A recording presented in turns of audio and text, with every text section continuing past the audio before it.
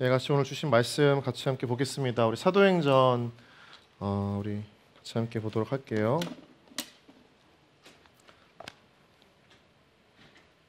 네, 사도행전 1장 21절에서 26절 말씀입니다. 사도행전 1장 21절에서 26절 말씀. 제 볼륨 조금만 모니터 키워주시면 좋겠습니다. 사도행전 1장 21절에서 26절 말씀. 네, 제가 가지고 있는 성경 신약 188면에 있습니다. 예, 같이 함께 교독하도록 하겠는데요. 제가 먼저 읽도록 하겠습니다. 이러함으로 요한의 세례로부터 우리 가운데서 올려져 가신 날까지 주 예수께서 우리 가운데 출입하실 때에 항상 우리와 함께 다니던 사람 중에 하나를 세워 우리와 더불어 예수께서 보라심을 증언할 사람이 되게 하려 내가 하거늘. 그들이 두 사람을 내세우니 하나는 바사바라고도 하고 별명은 유스도라고 하는 요셉이요 하나는 마띠아라. 그들이 기도하여 이르되 무사람의 마음을 아시는 주여 이 두 사람 중에 누가 주님께 택하신 바 되어 네, 봉사와 및 사도의 직무를 대신할 자인지를 보시옵소서. 유다는 이 직무를 버리고 제 곳으로 갔나이다 하고 같이 읽겠습니다. 제비 뽑아 마띠아를 얻으니 그가 11 사도의 수에 들어가니라. 아멘. 네, 같이 이제 오늘 주신 말씀 이제 나누기 전에요. 우리 저녁 이제 예배 끝난 후에는 총회가 있습니다. 그래서 그 총회에 관련된 우리 공동체 안에 굉장히 중요한 이제 시간이기 때문에 하나님께서 어떻게 사람을 세우시는가 또 쓰시는가 그 사람은 누구인가 이러한 좀 내용들을 함께 좀 나누기를 원해서 이렇게 말씀을 준비했습니다. 우리 함께 주신 말씀 함께 나누기 전에 우리 가슴 손으로 얹고 함께 기도하겠습니다. 하나님은 나를 사랑하십니다. 나도 하나님을 사랑합니다. 네, 주님은 나의 유일한 길과 진리, 생명이십니다. 나는 주님의 교회입니다. 거룩하고 순결한 청년 그리스도인 되기 원합니다. 생각과 감정이 성령님의 다스리심 속에 있기 원합니다. 말과 행동에서 성령님이 드러나기 원합니다. 예수님의 이름으로 기도드립니다. 아멘. 예, 감사합니다. 오늘도 우리 청년부 예배 가운데 오신 모든 분들을 주님의 이름으로 진심으로 환영하고요. 한 주간 또 가정 속에서 또 일터 속에서 주어진 청년의 삶 가운데에서 믿음을 다해 살아간 여러분 모두를 축복합니다. 우리 좌우 앞뒤 바라보고 수고했다고 큰 격려의 박수로 함께 하겠습니다. 수고하셨습니다. 수고하셨습니다. 네, 오늘 말씀 제목인데요. 같이 함께 좀 읽었으면 좋겠습니다. 제목 좀 띄워주시고요. 함께 읽겠습니다. 시작. 사람의 마음을 아시는 주님. 네, 오늘 본문은 마가의 다락방에 모여든 그 예수님의 제자들을 포함해서 약 120명의 사람들이 나타나고 있는 장면입니다. 이들이 모인 공동체는요, 신약 시대에서의 교회의 최초의 모습을 보여주고 있어요. 오늘 우리가 보는 본문은 그러니까 교회가 탄생되어지는 아주 중요한 시점 가운데 있습니다. 초대교회의 탄생과 함께 교회 안에 가장 큰 화두이자 중요한 문제는 사람을 세우는 것이었습니다. 당시 주님의 제자 중에서 예수님을 배반하고 죽었던 가룟 유다를 대신해서 초대교회의 리더십을 세워서 사람들을 인도해야 하는 그 필수적인 일들이 있었기 때문이고 또 그 사람을 통해서 복음을 계속해서 전해야 할 과업이 남아 있었기 때문인 것이었죠. 사람을 세우는 그 자격과 기준, 공동체 안에 다양하게 있듯이 초대교회에도 사람을 세우는 분명한 기준과 자격이 있었습니다. 그 자격에 부합하는 두 사람이 남게 되는데 그 사람이 바로 요셉과 마띠아입니다. 이 두 사람은요, 겉으로 보기에는 지금 당장 그 사도의 직무, 제자로서의 직무와 봉사를 하기에 조금도 부족함이 없어 보이고 결격 사유가 전혀 없는 것처럼 보입니다. 그러나 두 사람 중에 제비를 뽑아서 초대교회 역사를 써 내려갈 사도가 된 사람은 두 사람 중에 한 명이었던 마띠아입니다. 마띠아가 선택되고 나서 뽑힌 것은 결코 우연의 결과가 아니었습니다. 왜냐하면 그 마띠아가 세워진 이후에도 오히려 초대교회는 더 흥왕하고 더 단합되어지고 연합되어져서 하나님의 복음을 힘있게 전했기 때문입니다. 여러분, 교회가 공동체를 세워가는 과정 속에서 리더십을 세울 때마다 많은 혼란의 과정들이 참 많이 있고 저마다 여러 가지 오고 가는 생각들과 감정 속에서 은혜가 되기보다는 다툼이나 또는 어떤 분란 또는 여러 가지 갈등의 문제거리가 되기도 하는 현실이 있습니다. 그 과정 속에 특별히 우리는 2025년도를 준비하고 세워갈 공동체 리더십을 뽑는 오늘 이번 총회 앞에 두고선 우리는 어떤 사람을 세워야 하는가에 대한 고민을 이어서 하나님께서는 어떤 사람을 세우셨는가를 바라보면서 우리가 뽑아야 할 사람, 우리가 세워야 할 하나님의 사람이 누구인지를 함께 발견하기를 원합니다. 오늘 말씀을 통해서 그 은혜가 우리 가운데 있기를 다시 한번 주님의 이름으로 축복합니다. 초대교회에서 사람을 세울 때요, 리더십을 세울 때 가장 흔하게 정했던 방식 중에 하나는 무엇입니까? 제비를 뽑는 겁니다. 제비를 뽑는 방식이 비논리적이죠. 그리고 때로는 불합리한 것 같기도 합니다. 실제로요, 제비 뽑기는 다툼이 있는 공동체 안에서 다툼을 줄이는 가장 좋은 방법으로 여겨졌습니다. 그러니까 다른 말로 하면요, 다툼이 없는 공동체에서는 제비 뽑기를 할 필요가 있어요, 없어요? 네, 없는 겁니다. 어쨌든 그 다툼과 갈등의 공동체 안에서 모두가 다 납득할 만한 방법을 선택하기 위해서 뽑았던 것이 제비였던 거죠. 그런데 그런 공동체가 아니라면 굳이 제비를 뽑을 이유는 없는 겁니다. 오히려 정상적으로 또는 이성과 합리성에 의해서 또는 민주주의 방식으로 또는 모두가 다 인정할 방식으로 사람을 세울 수 있는 공동체에게 제비뽑기라고 하는 방식을 성경적이라고 적용한다면 오히려 논란의 거리가 많이 될 것이기 때문이죠. 오늘 120명의 성도들은요, 리더십 선출의 문제를 어떻게 잠재울 수 있는지, 그리고 이 제비뽑기를 통해서 불완전한 우리 안에서의 선출 방식을 어떻게 합리화시킬지, 어떻게 깨끗하게 할지 방법론에 몰두하지 않았습니다. 120명의 성도들이요, 형식과 절차로서의 더욱 완전함을 추구하기보다 이 모든 사람들이 제비뽑기라고 하는 방식보다 더 중요하게 여겼던 것은 무엇이냐면 그 과정에서의 기도였습니다. 그런데 기도라고 하는 행위 자체보다 그 기도를 어떤 기도를 하나님께 드렸냐가 더 중요한 거예요. 그러니까 어떤 마음으로 이 모든 과정을 하나님께 의탁했는가가 이 초대교회 공동체에서는 사람을 세우는 과정 가운데 가장 중요하게 여겼던 것이라는 거죠. 이들이 했던 그 기도의 첫 내용이 무엇인지 함께 살펴보겠는데요. 1장 24절부터 25절 말씀입니다. 함께 읽겠습니다. 시작. 그들이 기도하여 이르되 뭇 사람의 마음을 아시는 주여, 이 두 사람 중에 누가 주님께 택하신 바 되어 봉사와 및 사도의 직무를 대신할 자인지를 보이시옵소서. 처음 기도의 제목 가운데 24절 보면 기도의 첫 머리에 이들이 한 것은 어떤 고백일까요? 뭇 사람의 마음을 아시는 주여라고 믿음의 고백을 하고 있습니다. 너무나 중요한 의미를 가지고 있는 기도인 거죠. 초대교회 교인들은요, 하나님께서 사람의 마음을 아시되 특정한 몇몇 사람의 마음만 아시는 게 아니라 그 공동체 안에 있는 모든 사람의 마음을 아시는 하나님이라고 하는 고백으로 그 기도를 시작하고 있습니다. 모든 사람의 마음을 아는 존재는 여러분 이 땅에 누구도 없습니다. 그것은 인간을 만드신 하나님 한 분만이 모든 인간의 마음을 아시는 거죠. 여러분, 많은 그리스도인들이요, 우리 자신을 하나님께서 우리를 창조하신 창조주다라고 믿지만, 그런데 그 믿음만 있지만 사실 하나님께서 나보다 나를 더 잘 아시는 분이다까지 이어지는 믿음을 가지고 있지 않은 경우들이 참 많습니다. 나를 만드신 하나님이 나의 마음을, 나의 자격을, 나의 성품을, 내 속 마음을 가장 잘 아시는 하나님이시라고 믿는 믿음까지 가야 하지만 그 믿음까지 가지 못할 때가 참 많은 거죠.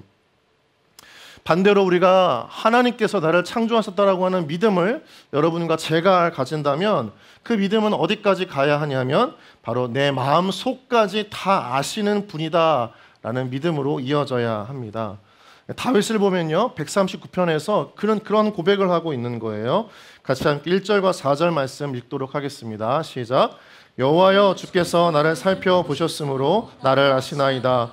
주께서 내가 앉고 일어섬을 아시고 멀리서도 나의 생각을 밝히 아시오며 나의 모든 길과 내가 눕는 것을 살펴보셨으므로 나의 모든 행위를 악히 아시오니 여호와여 내 혀의 말을 알지 못하시는 것이 하나도 없으시니이다. 아멘. 여러분, 하나님은 우리의 생각을 밝히 아시는 주님임을 믿습니다. 우리의 모든 삶의 길을 안고 일어섬을 아시는 하나님이신 줄 믿습니다. 우리의 모든 행위의 의미와 뜻을, 마음을 아시는 하나님이신 줄 믿습니다. 다윗은요, 그런 고백이 있었던 거예요. 내 마음의 심연 깊숙한 곳까지, 내가 모르는 감정의 그 끝에까지 하나님은 다 아신다라고 하는 믿음이 있었습니다. 그렇게 믿는 이유가 무엇이냐면 139편의 다른 구절을 보면요, 창조주 하나님을 고백하고 있는 거죠. 자, 함께 16절 말씀 같이 함께 읽도록 하겠는데요. 시작. 내 형질이 이루어지기 전에 주의 눈이 보셨으며 나를 위하여 정한 날이 하루도 되기 전에 주의 책에 다 기록이 되었나이다. 다윗에게요, 하나님은 자신을 창조하는 분이셨습니다. 태아의 모습을 갖추기 이전에, 생명으로서 존재하기 이전에도 자신을 가장 잘 아는 분이라고 고백할 수 있었던 것이 다윗의 믿음이었습니다.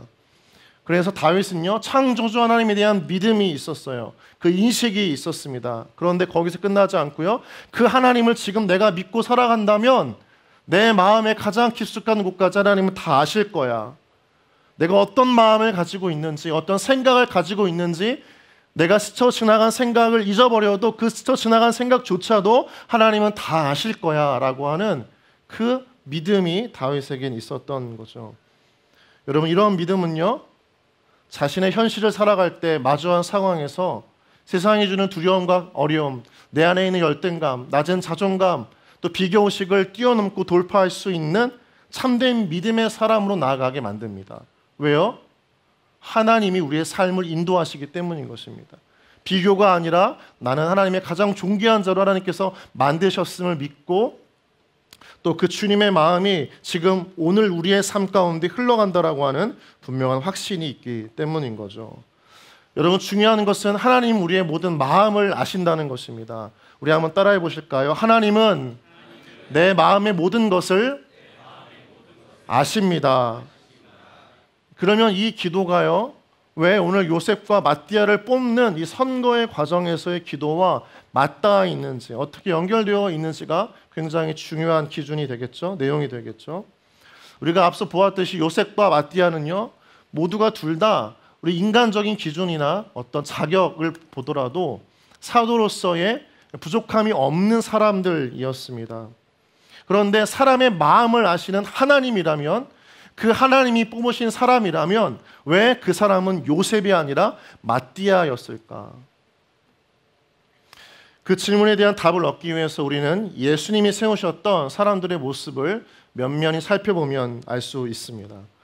여러분, 사복음서에서요, 예수님께서 가시는 곳, 중요한 사건의 현장마다, 치유와 기적의 장소마다, 또 일반 사람들이 경험할 수 없었던 아주 특별한 이적들이 있었던 곳마다 주님께서 친히 데리고 가셨던 3명의 사람들이 있습니다. 우리가 알고 있는 베드로와 요한과 야고보입니다. 우리는 누군가 가까이 하는 사람, 어디를 가든지 동행하는 사람은 정말 친한 사람, 아끼는 사람, 좋아하는 사람이라고 생각을 하죠. 그 사람들과 함께 가장 좋은 것들, 가장 좋은 어떤 능력들, 지혜들을 다 스승이 제자에게 전수해 주는 것이라고 우리는 생각합니다. 그래서 우리는 그 사람들을 어떤 코어 그룹이라고 이야기를 하거나 또는 수제자라고 이야기를 합니다. 그런데 여러분, 그 행적을 따라가 보면, 그 제자들의 면면을 보면 도저히 주님의 제자, 수제자라고 이야기할 수 없는, 제자 중에서 코어 그룹, 핵심의 사람들이라고 이야기할 수 없는 정말 연약하고 부족하게 짝이 없는 모습들을 드러내게 되죠. 베드로는요, 믿음이 있었지만 그 믿음으로 주님보다 주님을 오히려 잡아먹으려고 했던 믿음을 가지고 있었습니다. 불같이 화를 내면서 주님께서 가시는 길을 번번이 막아서려고 했던 사람이 베드로였습니다. 가장 중요한 믿음의 순간에는 주님을 배신했던 배신자의 모습이 베드로에게도 있었습니다. 요한과 야고보는 어땠습니까? 과격했습니다. 베드로의 뒤지지 않는 불같은 성미가 있었고요, 권력 욕에 취해서 제자들을 짓밟는 것을 즐겨했습니다. 비교의식에 쩔어서 남들보다 더 우월한 믿음을 가지고 있다고 착각하기도 했습니다. 인간적인 욕망에 사로잡혀서 믿음의 삶을 살아가는 것을 포장하기 급급했던 사람들이 바로 야고보와 요한이었습니다. 여러분, 그래서 이 세 사람은요, 뛰어나기보다는 어쩌면 믿음의 시선, 하나님의 관점에서는 굉장히 부끄럽고 연약하고 모자란 사람들이었습니다. 예수님은요, 그 사람들을요, 물가에 내놓은 아이처럼 너무나 안절부절 못하는 마음 때문에 사실은 늘 데리고 다니셨던 거예요. 은혜를 보여주시고 깨닫게 해주시고요, 기도가 응답되어지는 기적의 현장을 발견하게 해주시고, 또 그들로 하여금 변화산을 데리고 가셔서 다른 제자들이 볼 수 없는 수많은 기적을 굳이 보여주셔야 그들의 믿음이 그나마 나아졌기 때문이었습니다. 여러분, 하나님 우리 가운데 은혜를 많이 주시는 이유는 내가 믿음이 좋아서가 아닙니다. 착각하지 마십시오. 하나님이 나의 기도에 응답을 많이 허락해 주시는 이유는 내가 기도를 뜨겁게 해서가 아닙니다. 여러분, 그런 오만한 생각을 가지면 안 됩니다. 하나님이 나의 은혜를 많이 주시는 이유, 그 자리로 이끄시는 이유는, 기도의 응답을 많이 보여주시는 이유는, 나에게 사랑을 많이 주시는 이유는 내가 그 사랑과 은혜가 아니면 살 수 없는 연약한 존재이기 때문입니다. 여러분, 그 관점에서 본다면 오늘 주님께서 세우시고 리더십으로 뽑으신 마띠아는 요셉이라고 하는 사람보다 한참을 모자란 사람이에요. 자격과 어떤 그 역량은 두 사람 비교했을 때 큰 어려움이 없겠지만, 차이가 없겠지만, 적어도 그 마음 안에 요셉보다 더 비교의식과 열등의식에 쩔어 살았던 제자가 바로 마띠아였다는 거죠. 약한 믿음, 나약한 심성, 조그만 말만 해도 삐지고 상처받는 그 마음, 그러나 겉으로 티내고 싶지 않았던 그 마띠아, 그 사람이 바로 마띠아였던 겁니다. 하나님의 은혜가 가장 필요한 사람, 하나님의 믿음을, 기적을 보여주어야 하나님 곁에 머물기를 원했던 사람, 응답을 해주셔야 기도하기를 멈추지 않았던 사람, 그게 마띠아였던 겁니다.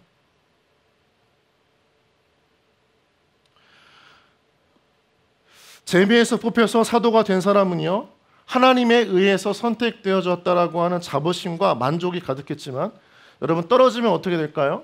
적어도 이 당시의 상황에서는 떨어지면 굉장한 수치와 상처와 낙심에 빠져서 시험에 빠졌을 인물이 바로 마띠아였던 겁니다. 사람들은 누가 될지는 몰랐어요. 그런데 그런 마음을 가장 잘 아시는 하나님은요, 그 마띠아를 뽑아서 그로 하여금 시험에 빠지지 않게 만드셨던 것입니다. 여러분, 이것이 사람을 세우는 하나님의 방식입니다. 세상의 방식과는 완전히 다른 거예요. 우리가 봤을 때 일 잘하는 사람, 우리가 봤을 때 역량이 충분한 사람, 경험이 있는 사람, 정말 임원을 하기에, 리더십을 세워지기에, 이 일을 하기에 정말 부끄럽지 않은 자격과 성품을 갖춘 사람, 인격이 되는 사람, 관계가 좋은 사람을 뽑으려고 하지만, 하나님은요, 그 사람이 아니라 가장 은혜가 필요한 사람, 가장 기도해야 하는 사람, 하나님 앞에 엎드려야 하는 사람, 그 자리에 있어야 그나마 그 믿음을 유지할 수 있는 사람을 하나님은 세우시는 것입니다. 다시 한번 따라해 보시겠습니까? 하나님은 우리의 마음을 아시는 주님이십니다. 마띠아의 마음을 아시는 거예요. 아, 얘가 기도하지 않고는, 얘가 이 은혜 섬기면 살아가는 그 은혜 인생을 살지 않고는 도저히 믿음을 붙잡을 수 없는 연약한 존재의 인간이구나를 주님은 너무나 잘 아셨던 거예요. 그래서 그 마띠아를 뽑음으로 인해서 그로 말미암아 하나님 앞에 믿음을 유지할 수 있도록 마띠아를 뽑으셨던 것입니다. 마띠아가 뽑힌 후에요, 요셉의 모습을 보면 이 이유는 더 분명해졌습니다. 자신이 사도에서 제외되었잖아요. 떨어졌잖아요. 그러면 누군가는 낙심하고 마음의 어려움을 겪거나, 또는 어떤 사람들은요, 우리 청년부엔 그런 일이 없지만 어떤 교회는 장로 선거에서 떨어지거나 또는 권사 선거에 떨어지면 교회를 떠나는 분들도 계십니다. 직분과 직함이 없이는 자신의 믿음을 증명하고 싶은 마음이 없는 거죠. 그런데 오늘 요셉은요, 사도행전 18장을 보면요, 사도 바울이 개종한 후에 유대인들로부터 방해를 받을 때 그를 회당 옆 자기 집으로 데리고 와서 머물게 합니다. 골로새서 4장을 보면요, 사도 바울로부터 하나님의 나라를 위해서 함께 역사하는 자들이란 칭찬을 받는 사람이 됩니다. 우리 함께 골로새서 4장 11절 말씀 같이 읽겠습니다. 시작. 유스도라 하는 예수도 너희에게 문안하느니라. 그들은 할레파이나 이들만은 하나님의 나라를 위하여 함께 역사하는 자들이니 이런 사람들이 나의 위로가 되었느니라. 유스도라는 그 예수, 바로 요셉의 또 다른 이름입니다. 그는 할레파이지만 그러나 하나님의 나라를 위하여 함께 역사하는 자였다. 이런 사람들이 나의 위로가 되었다. 선거에 떨어지고 세워지지 않아서 낙심에 빠지고 시험에 빠졌던 유스도라고 한다면, 요셉이라고 한다면 결코 사도 바울을 도우려고 하지 않았을 것입니다. 믿음에서 떠나거나 섬김의 자리에서 도망쳐서 자신의 그 인생을 그냥 원하는 대로 살고 있었을지도 모릅니다. 그런데 요셉은 그러지 않았다는 거예요. 왜요? 이미 그 마음의 선거의 여부와 상관없이 그 마음에 이미 하나님을 향한 믿음이 확고했기 때문인 것입니다. 직분과 직함, 세워지는 것에 마음의 중심을 두었다면 사도의 선거에서 제외된 후에 어떻게 하나님의 나라를 위해서 뜨겁게 오히려 마띠아보다 더 열정적으로 그 반대자, 핍박자였던 사도 바울을 품는 사람까지 될 수 있었을까요? 요셉의 마음 가운데에는 그 선거와 상관없이 강한 심령, 즉 중심과 믿음을 잃어버리지 않고 하나님을 바라보는 그 은혜가 있었기 때문입니다.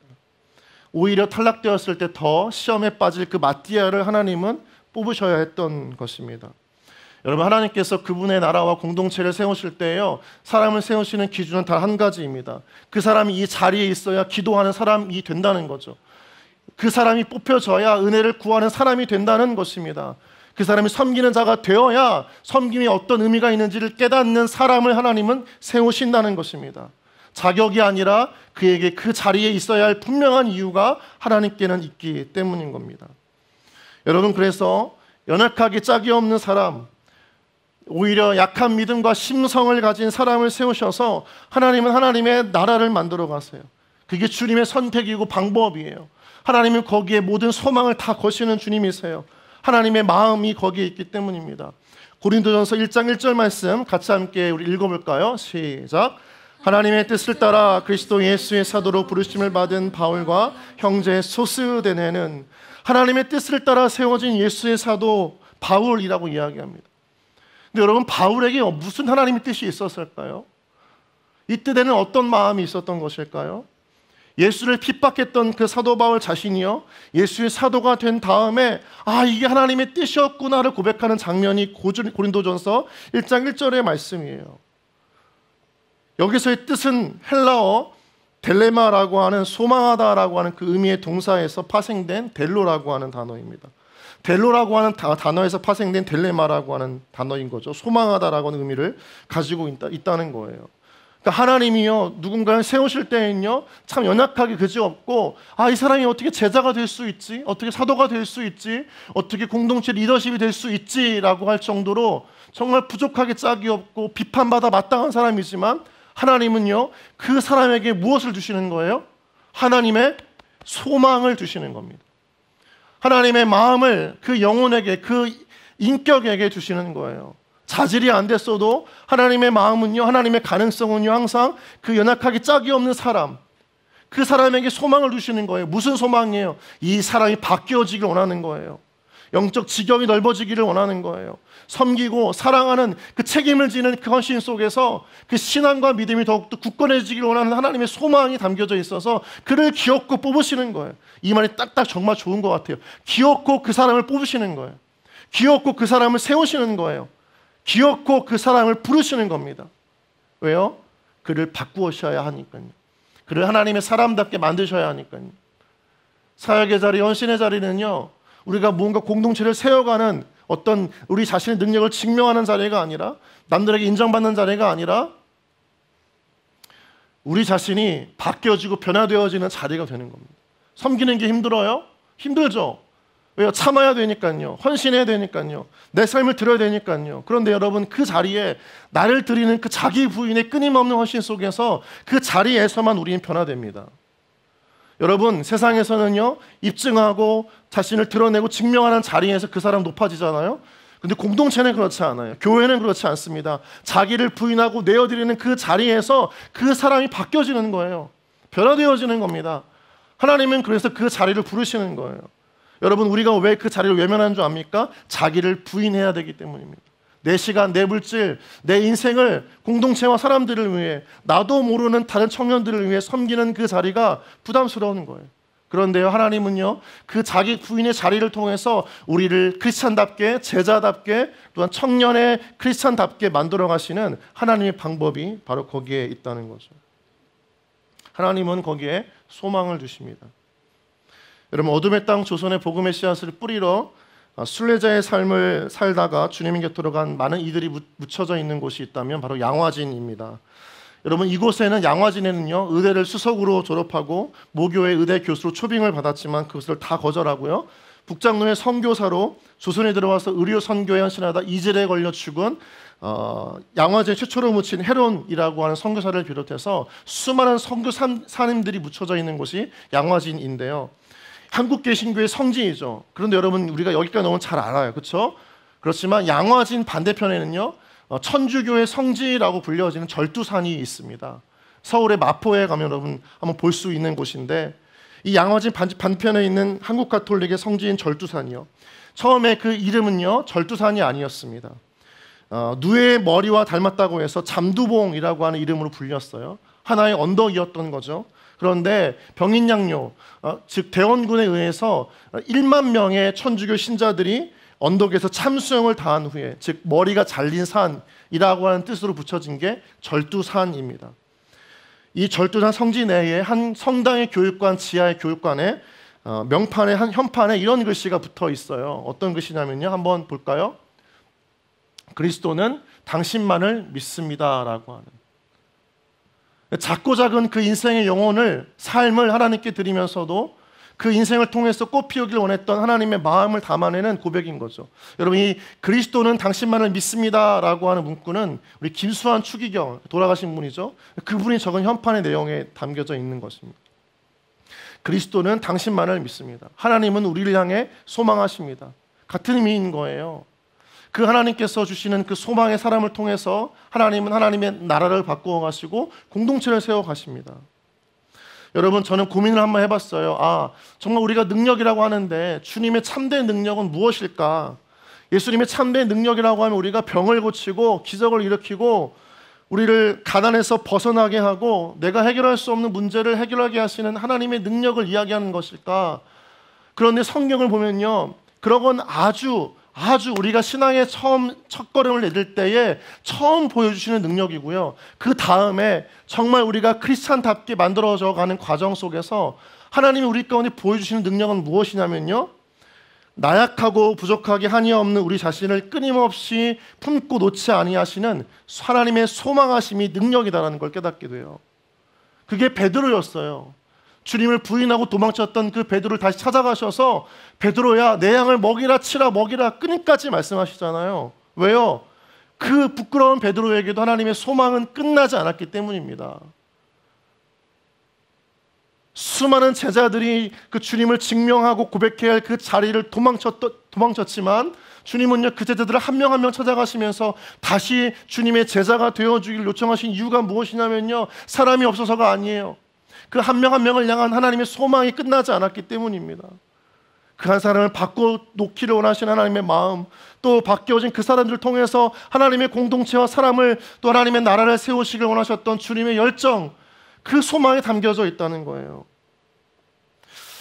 이 소망을 생각하니까 예전에 그런 기억이 나요. 말씀을 전하다가 제가 청년들한테 그런 말을 했어요. 여러분, 왜 이렇게 소망을 품지 않습니까? 왜 이렇게 낙마하고 절망합니까? 다 끝났다는 말만 즐겨합니까? 기억나십니까?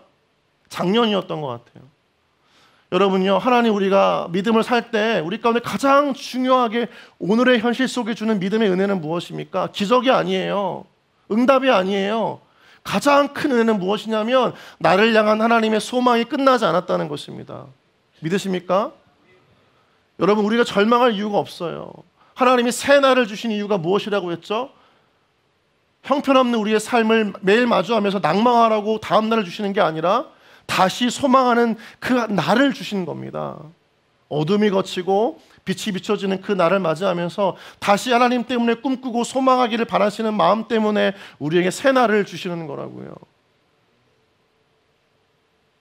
그렇게 살아간 제자들의 모습이 어떻습니까? 사도행전 17장 6절을 보면요, 그 소망함 때문에 바뀌어진 제자들의 놀라운 변화가 나타납니다. 같이 함께 읽겠습니다. 시작.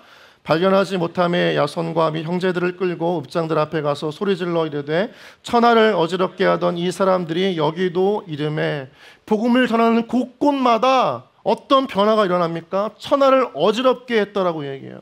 세상을 뒤집어 놓았습니다. 하나님의 소망이 비로하고 연약하기 짝이 없는 사람에게 있었지만 하나님은요, 그 사람에게 소망을 끊지 않으셔서 결국 베드로와 그 수많은 제자들을 통해서 세상을 어지럽게 뒤흔드는 사람으로, 변혁의 주인공으로, 역사의 하나님의 사람들로 주님께서는 세우셨던 것입니다. 그들을 믿고 끝까지 붙들으셨던 하나님의 열매였던 것입니다. 여러분, 우리가 어떤 사람을 뽑아야 할까요? 우리가 어떤 사람을 놓고 기도해야 할까요? 우리 공동체에 누가 뽑히기를 바라야 할까요? 여러분, 이 자리에서 하나님의 소망 때문에 은혜를 붙잡아야 하는 사람, 그리고 하나님 앞에 엎드려 기도해야 하는 사람, 이 자리에서 헌신하지 않으면, 섬기지 않으면 절대 바뀔 수 없어서 하나님이 꼭 끌어다 당겨서 기어코 그 사람을 통해서 헌신하게 하여야 할 그 한 사람을 우리가 바라볼 수 있는 믿음의 눈이 있기를 주님의 이름으로 소망합니다. 우리 눈엔 자격이 있고 잘 갖추어지고 경험 많은 사람 뽑기를 원하지만, 여러분, 우리가 가장 먼저 한 사람을 뽑을 때 우리 마음 가운데 이 주님의 마음이 있었으면 좋겠어요.